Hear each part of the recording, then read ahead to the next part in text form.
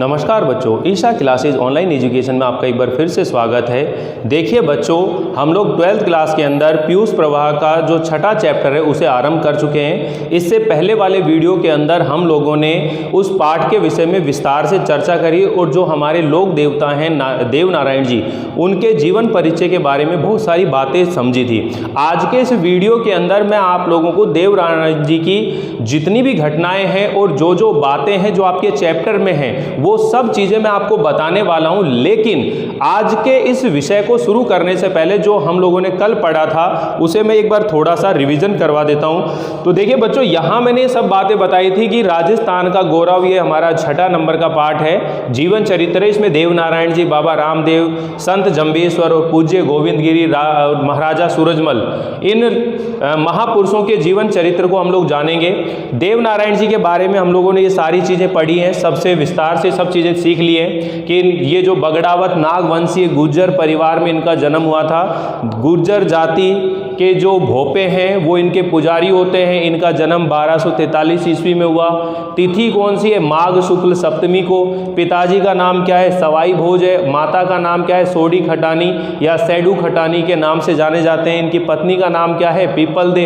ठीक है। और इनका जो जन्म हुआ था वो मालाशेरी के जंगल में, कहाँ? ये आसींद भीलवाड़ा के अंदर है और भीलवाड़ा आसींद में ही इनका प्रमुख मंदिर भी है। ठीक है। और अन्य जो मंदिर है इनके वो देवमाली कहाँ पर है? अजमेर में है। देवधाम जोधपुरिया निवाई टोंक में है। और देव डूंगरी कहाँ पर है? चित्तौड़गढ़ में। तो ये सारे अपने आप में क्वेश्चन बनते हैं जब हम कंपटीशन एग्जाम में जाते हैं। ठीक है। तो इनके बचपन का नाम उदय सिंह था। वाहन जो है लीलागर घोड़ा है। और इनका जो फट वाचन है वो गुर्जर जाति के भोपे करते हैं। और किस वाद्य यंत्र पर करते हैं? जंतर वाद्य यंत्र पर करते हैं। और इनका पालन पोषण कहाँ पर हुआ था? देवास में, एमपी में हुआ था।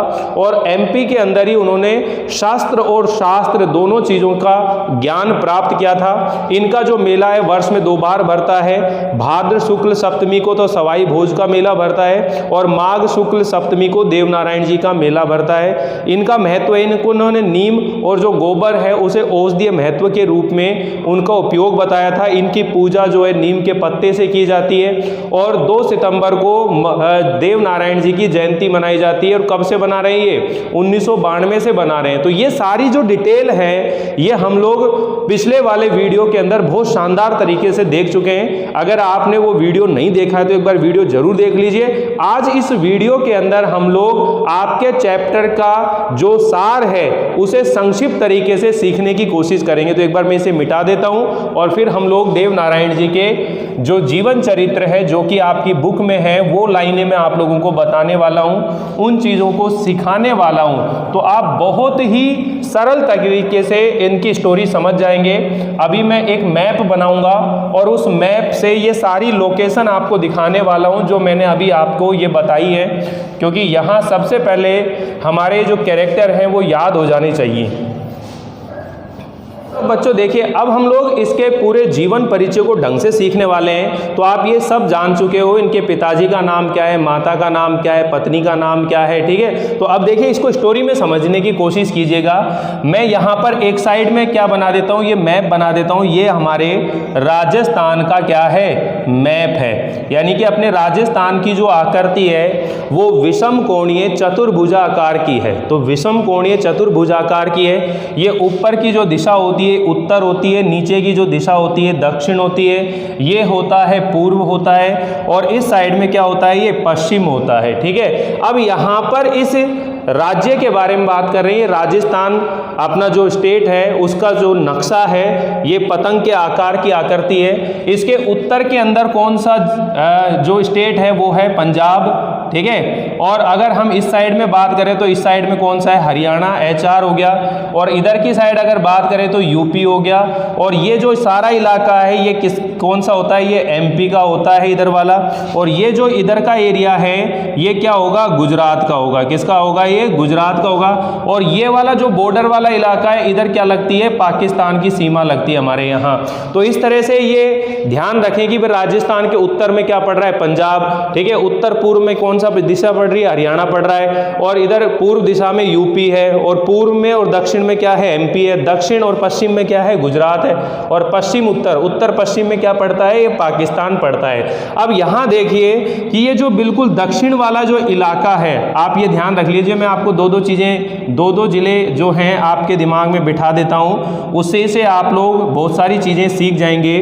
तो यहाँ देखिए कि जो ऊपर है गंगानगर हनुमानगढ़ है, यानी कि इधर गंगानगर पड़ता है, अगर हम बात करें तो ये गंगानगर हो गया, और इस साइड में जो है हनुमानगढ़ है। क्या चीज़ है ये, हनुमानगढ़ है, ठीक है। इधर अगर हम बात करें तो ये जो दिशा है ये आप ये कह सकते हो भरतपुर है ये, ठीक है, भरतपुर है, और ये जो है यहाँ धौलपुर है, ये क्या चीज़ है, धौलपुर है। अगर इसी तरह हम बात करें तो ये जो पड़ता है ये बांसवाड़ा पड़ता है, क्या पड़ता है ये, बांसवाड़ा पड़ता है, और इधर जो है ये डूंगरपुर पड़ता है। कौन सा पड़ता है, डूंगरपुर पड़ता है, ठीक है। इसी तरह अगर हम बात करें तो इधर जो है जैसलमेर पड़ता है, क्या पड़ता है ये, जैसलमेर पड़ता है।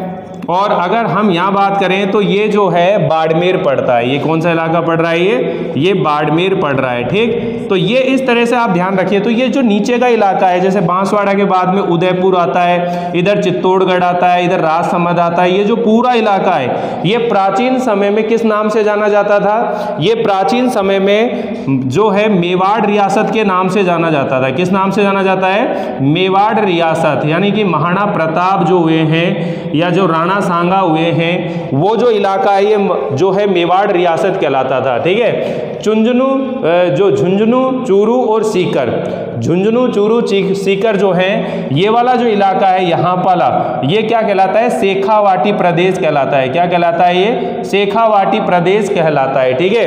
इसी तरह अगर हम बात करें कि जो जैसलमेर है, जोधपुर वाला जो इलाका है, ठीक है, और ये जो इलाका इधर बीच में ये मारवाड़ रियासत है, ये कौन सी है, ये मारवाड़ रियासत की बात हो रही है। किसकी बात हो रही है, मारवाड़ की बात हो रही है, ठीक है। और जो कोटपुतली है वो कहां पर पड़ता है, जयपुर में पड़ता है। तो यहां पर देखिए भरतपुर, अलवर और जयपुर, यहां पर ये जयपुर है, ठीक है। तो यहीं पर क्या पड़ता है, ये कोटपुतली भी पड़ता है। क्या पड़ता है ये, कोटपुतली। अगर हम बात करें तो कोटपुतली का नाम भी ले रहे हैं, क्यों, क्योंकि जो हमें चीज चाहिएगी।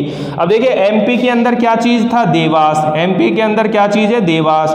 अगर हम बात करें यहाँ पर ये बिल्कुल बीचों बीच क्या पड़ता है, अजमेर पड़ता है। क्या पड़ता है, अजमेर पड़ता है। और ये वाला जो इलाका है ये अपन कह सकते हैं ये भीलवाड़ा पड़ता है। क्या पड़ता है, ये भीलवाड़ा पड़ता है। तो अजमेर और भीलवाड़ा के बीच का ये जो क्षेत्र था, अजमेर के अंदर मसौदा तहसील, मसौदा गांव है। अजमेर के अंदर कौन सा गांव है, मसौदा। कौन सा गांव है, मसौदा। और भीलवाड़ा की जो आसींद तहसील है जिसमें मालाशेरी के जंगल भी आते हैं। तो ये जो इलाका था ये प्राचीन समय में किस नाम से जाना जाता था, गोठा के नाम से जाना जाता था। किस नाम से जाना जाता था, गोठा के नाम से जाना जाता था। ध्यान से समझ लीजिए, ये जो गोठा की जागीर है, गोठा की जो जगह है, तो अजमेर के जो चौहान राजा थे, अजमेर के जो चौहान राजा थे, उन्होंने गोठा की जो जागीर है वो देव नारायण जी के जो पूर्वज हैं, इनके जो पिताजी हैं या दादाजी हैं, उनको गोठा की जो जागीर है वो दी थी उन्होंने, यानी कि वहां शासन करने के लिए उनको छोड़ा हुआ था। तो देखिए यहां पर हम बात कर रहे हैं कि भाई देव नारायण जी के जो पिताजी हैं, तो पिताजी का नाम क्या है, आप सब जानते हो, सवाई भोज। क्या नाम है, सवाई भोज, इनके पिताजी का नाम है। अब ये जो सवाई भोज हैं, इन्होंने 2 शादियां की हैं। कितनी शादियां की है, 2 शादियां की हैं। एक तो है कोटपुतली, ठीक है, कोटपुतली के जो पदम पोसवाल थे, कोटपुतली के व्यक्ति का नाम क्या है, पदम पोसवाल, पदम पोसवाल। इनकी जो बेटी है, पदम पोसवाल की जो बेटी है जिसका नाम क्या है, पद्मा। क्या नाम है, पद्मा। तो ये पद्मा के साथ तो इनका प्रथम विवाह हुआ था, यानी कि प्रथम विवाह, यानी कि पहली जो शादी है वो किसके साथ हुई थी, पद्मा के साथ हुई थी। और दूसरे शादी के अगर हम बात करें तो ये जो सवाई भोज है इनका दूसरा विवाह हुआ था ये उज्जैन। उज्जैन आप जानते हो, प्राचीन नाम क्या है इसका, अवंतिका है। और इसी चीज़ को आप पहले भी पढ़कर आ चुके हो। उज्जैन के अंदर ही महाकालेश्वर के मंदिर के दर्शन करवाए थे आपको पिछले पाठ में, जब हमने कुछ ऐतिहासिक स्थलों की यात्रा पढ़ी थी। और उज्जैन के अंदर ही क्षिप्रा नदी का वर्णन आता है। तो अभी देखिए उज्जैन जो है वो यहाँ पड़ता है, ठीक है, यूपी एमपी के बीच में ये जो है एरिया ये उज्जैन पड़ता है। तो यहाँ उज्जैन की बात आ रही है। तो उज्जैन के जो एक सामंत थे, उज्जैन के एक सामंत थे जिसका नाम क्या है, दूदा खटावा। क्या नाम है, दूदा खटावा, ठीक है। दूदा खटावा जो है यहाँ के सामंत थे और इन्हीं की जो बेटी है, इन्हीं की जो बेटी है जिसका नाम है सोडी खटानी, यानी कि सोडी खटानी या आप कह सकते हो सेडू खटानी, सेडू खटानी। और ये सेडू खटानी कौन है, नाम आ चुका है पहले, आप जानते हो, ठीक है। यानी कि दूसरा विवाह हुआ था, दूसरा विवाह, यानी कि पहली शादी सवाई भोज ने किसके साथ की, पद्मा के साथ की थी, और दूसरी शादी किसके साथ की है उन्होंने, सोडी खटानी से। तो जो देव नारायण जी की माता है, देव नारायण जी की माता कौन है, सोडी खटानी है। कौन है, सोडी खटानी है देव नारायण जी की माता। समझ में आ गई यहाँ तक बात। तो देखिए यहाँ दोबारा समझ लीजिए कि सवाई भोज ने 2 शादियां की थी। उसकी पहली पत्नी जो थी जिसका नाम पद्मा है वो किसकी बेटी थी, पद्म पोसवाल की थी। कोटपुतली के रहने वाले थे पद्म पोसवाल, ठीक है। और दूसरी जो शादी उज्जैन अवंतिका के सामंत थे दूदा खटावा, उनकी बेटी है सोडी खटानी या सेडू खटानी नाम आता है। तो इनके साथ में इनका क्या हुआ, दूसरा विवाह हुआ और इन्हीं से देव नारायण जी का जन्म हुआ था। अब बात क्या आती है यहाँ पर, एक और ट्राइंगल फंस जाता है। एक ट्राइंगल क्या फंस जाता है, एक जयमती नाम की लड़की है। कौन है, एक जयमती नाम की लड़की है। वह क्या करना चाह रही है, वह सवाई भोज के साथ विवाह करना चाह रही है, ठीक है ना।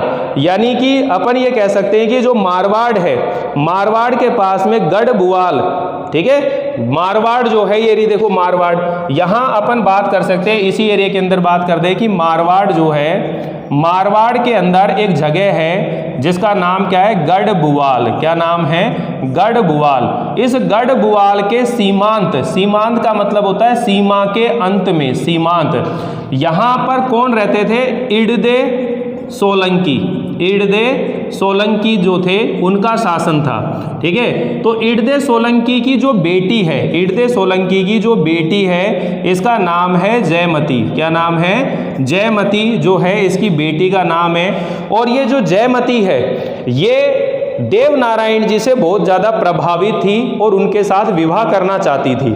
सुन लेना ध्यान से, ये जो इड़दे सोलंकी हैं इनकी बेटी है जयमती और ये देव नारायण जी से क्या करना चाहती थी, सॉरी देव नारायण जी नहीं, सवाई भोज से, गलत बोल रहे हैं, सवाई भोज के साथ में क्या करना चाहती थी, विवाह करना चाहती थी। लेकिन जो ये इड़दे सोलंकी है ये जयमती का विवाह किसी और के साथ करना चाहते थे। वो किसके साथ करना चाहते थे, एक राण जगह है, राण के राजा थे, राण के राजा थे, नाम क्या है, राणा दुर्जन साल। क्या नाम है, राणा दुर्जन साल, ठीक है, दुर्जन साल।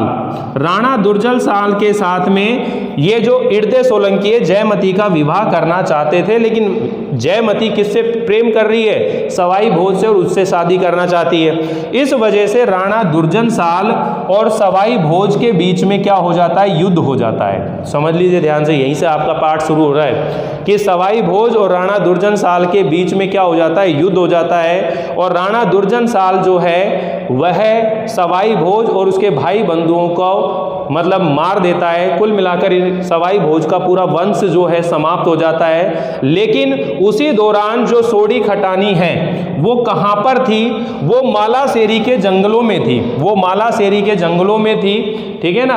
और मालासेरी जंगल कहाँ पर है, आसींद भीलवाड़ा की बात हो रही थी, कल बताया था। तो मालासेरी के जंगलों में थी, वहाँ पर ही सोडी खटानी के गर्भ से देव नारायण जी के क्या हो जाता है, जन्म हो जाता है, ठीक है ना।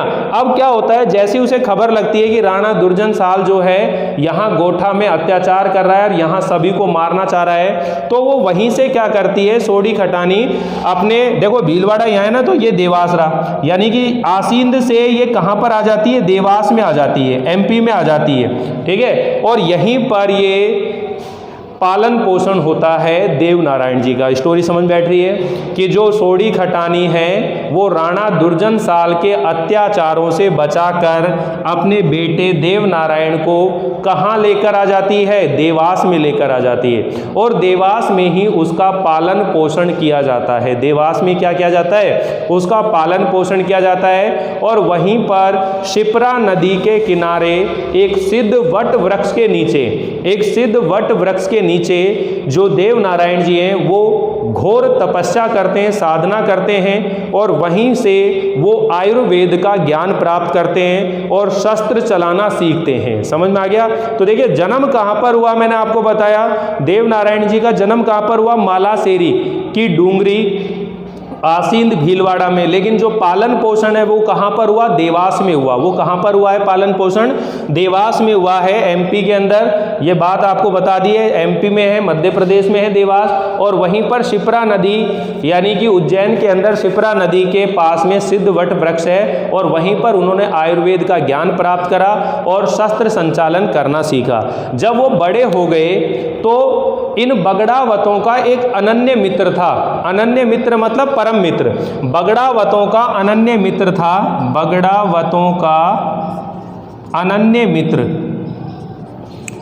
मित्र जिसका नाम है छोटू भाट। क्या नाम है?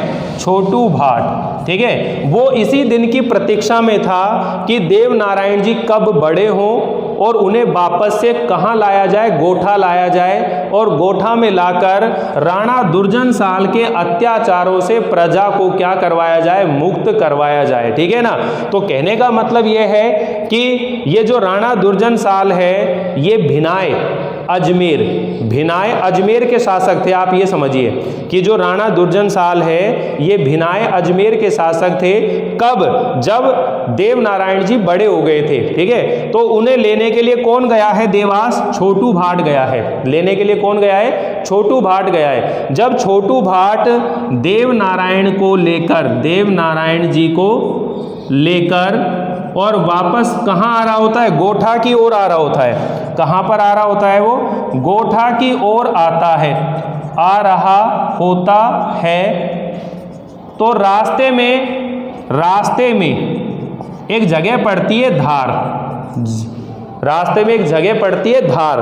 उस धार जगह के अंदर राजा जयसिंह का शासन था। किसका शासन था? राजा जयसिंह का शासन था। और इन राजा जयसिंह की बेटी थी पीपल दे। बेटी कौन सी थी? People they. ये पीपल दे जो है बीमार थी। इनकी बीमारी स्थिति बहुत ज़्यादा खराब थी। तो आप ध्यान से समझिए, पहला क्वेश्चन तो ये बनेगा कि देव नारायण जी को गोठा क्यों लाया गया? उनको गोठा लाने का उद्देश्य क्या था? तो आप ये बताएंगे कि देव नारायण जी को गोठा लाने का उद्देश्य ये था ताकि वह राणा दुर्जन साल की हत्या करके और उसके कुप्रशासन से, उसके अत्याचारों से प्रजा को मुक्त करा सके। समझ में आया नहीं आया? तो देव नारायण जी को गोठा इसलिए लाया गया ताकि राणा दुर्जन साल की हत्या करके और इसके कुप्रशासन से या इसके अत्याचारों से प्रजा को मुक्त कराया जा सके। ठीक है, अब इन्हें लेने के लिए कौन गया था? वो गया था छोटू भाट। कौन गया था? छोटू भाट। छोटू भाट कौन है? ये बगड़ावतों का अनन्य मित्र है, परम मित्र है। और वो इसी दिन के इंतजार में था कि देव नारायण जी कब बड़े हों और कब मैं इन्हें वापस यहाँ लेकर आऊं। और इनके पिता सवाई भोज की हत्या करी थी राणा दुर्जन साल ने, इसलिए इसे मारना इनके जीवन का लक्ष्य था कि मैं अपने पिता की मृत्यु का क्या लूं? इनसे बदला लूं। ठीक है, और ये राणा दुर्जन साल कहाँ के शासक थे? ये थे भिनाय। कहाँ के शासक थे? भिनाय।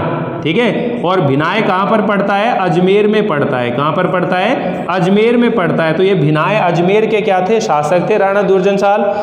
ठीक है, देव नारायण जी जब वापस आ रहे थे रास्ते में धार नामक स्थान पर राजा जयसिंह की बेटी है पीपल दे, वो बीमार थी। जो देव नारायण जी है उन्होंने अपने आयुर्वेद के ज्ञान से पीपल दे का इलाज किया और उसे बिल्कुल ठीक कर दिया, और बाद में इन पीपल दे के साथ ही देव नारायण जी का क्या हो गया, विवाह हो गया। बाद में देव नारायण जी का विवाह किसके साथ हो गया, पीपल दे के साथ में हो गया। अब देखिए देव नारायण जी जो है गोठा में आ गए। गोठा में आकर के उन्होंने राणा दुर्जनशाल के जो भी संगी साथी थे उनको एक एक करके परास्त करना शुरू कर दिया, और अंत में राणा दुर्जनशाल की भी हत्या करके और इसके कुप्रशासन से प्रजा को क्या कर दिया, मुक्त कर दिया। इनके द्वारा जो चमत्कार दिखाए जाते हैं उन्हें पर्चे के रूप में जाना जाता है। ठीक है, इनके द्वारा जो चमत्कार दिखाए जाते हैं उन्हें किस रूप में जाना जाता है, पर्चे के रूप में जाना जाता है। तो देखिए इनके प्रमुख चमत्कार कौन कौन से हैं, यानी कि देव नारायण जी ने प्रमुख चमत्कार कौन कौन से। एक तो है सारंग सेठ को पुनर्जीवित किया। आप ध्यान रख लेंगे कौन कौन से चमत्कार इन्होंने किए, तो मैं यहां नोट कर देता हूं। सबसे पहले तो सारंग सेठ को पुनर्जीवित किया। क्या करा, पुनर्जीवित किया। ठीक है, दूसरा है सूखी नदी में पानी निकाला। ठीक है, पानी निकालना, ये इनका दूसरा चमत्कार है। तीसरा है नीन लदे की कुरूपता को दूर किया। ठीक है, कुरूपता को दूर किया। तो इस तरह से ये चमत्कार आप दिमाग में रखेंगे। सारंग सेठ को पुनर्जीवित किया, सूखी नदी में पानी निकाला, नीन लदे की कुरूपता को दूर किया। ठीक है, तो इस तरह से ये चैप्टर आपका यहाँ पर पूरा कंप्लीट हो जाता है। अब हम लोग इस बुक को रीडिंग करेंगे और रीड करके इसकी जो महत्वपूर्ण कुछ बातें आएंगी बीच बीच में वो चीज़ें हम लोग अंडरलाइन कर लेंगे ताकि ये चैप्टर हमको अच्छे से समझ में आ सके। तो एक बार आप लोग स्क्रीनशॉट ले लीजिए, फिर हम लोग रीडिंग करते हैं।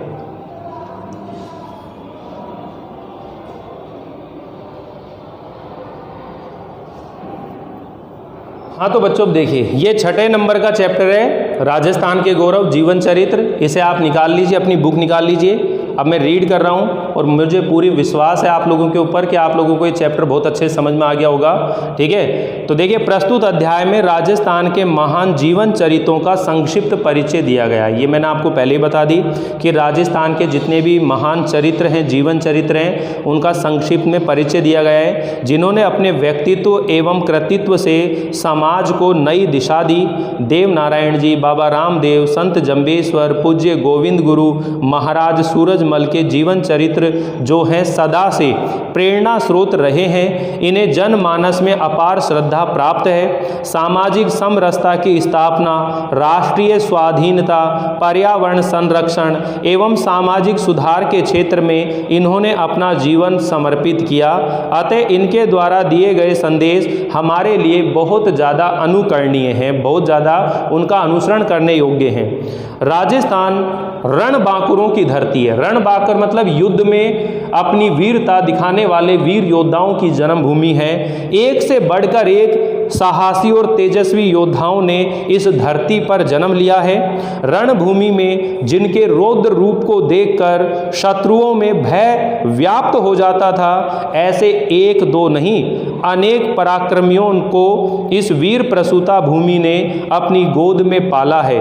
तभी तो इस भूमि के लिए कहा जाता है केसरी न निअपजे अठई नहम हीरा निपजत सिर कटिया खग सामना इन धरती उपजन। यानी कि इस धरती पे ना तो केसर उत्पन्न होता है और ना ही हीरे उत्पन्न होते हैं, बल्कि यहाँ तो सिर कटाने वाले, इस धरती का सम्मान करने वाले वीर योद्धा यहाँ इस धरती के ऊपर जन्म लेते हैं। तो देखिए अनुवाद दे रखा है कि इस धरती पर ना तो केसर पैदा होता है ना हीरे की खाने हैं, यहाँ तो ऐसे वीर जन्म लेते हैं जो सिर कट जाने पर भी लड़ते रहते हैं। ठीक है ना, सिर कट जाने पर भी लड़ते रहते हैं। ऐसे वीर जो हैं योद्धा इस धरती पर हुए हैं। ठीक है, इस धरती ने जुझारों के समान, जुझारू मतलब संघर्षशील, बिल्कुल किसी भी कठिन परिस्थिति से भी हार नहीं मानते, जुझारों के समान ही त्यागी, तपस्वी और भक्त भी उत्पन्न किए हैं। हमारे देश में उच्च स्तर के योगी और रणभूमि में वीर गति पाने वाले वीर योद्धा दोनों को ही मोक्ष का अधिकारी माना गया है। और यही कारण है कि इस वीर प्रसूता भूमि ने ऐसे श्रेष्ठ पुरुषों को जन्म जन्म दिया, जो शस्त्र और शास्त्र दोनों में निष्णात थे, मतलब दोनों में पारंगत थे। एक और तलवार के धनी थे तो दूसरे ओर पहुँचे हुए सिद्ध भी थे। अपनी सिद्धियों और शूरता का उपयोग जिन्होंने अन्याय का प्रतिकार करने, लोक जागरण में तथा समाज में समता निर्माण करने में किया है। ठीक है, परिणाम स्वरूप शताब्दियों के बाद आज भी लोग उनके नाम का स्मरण करते हैं, उनकी समाधियों पर मेले लगते हैं। उन मेलों में दूर दूर से यात्रु पैदल चल कर के भी लाखों की संख्या में वहां पहुंचते हैं और अपने कष्टों को दूर करने की मनोती मांगते हैं, मन्नत मांगते हैं कि हमारे कष्ट भी दूर हों और दूसरों के दुख दर्द भी दूर हों।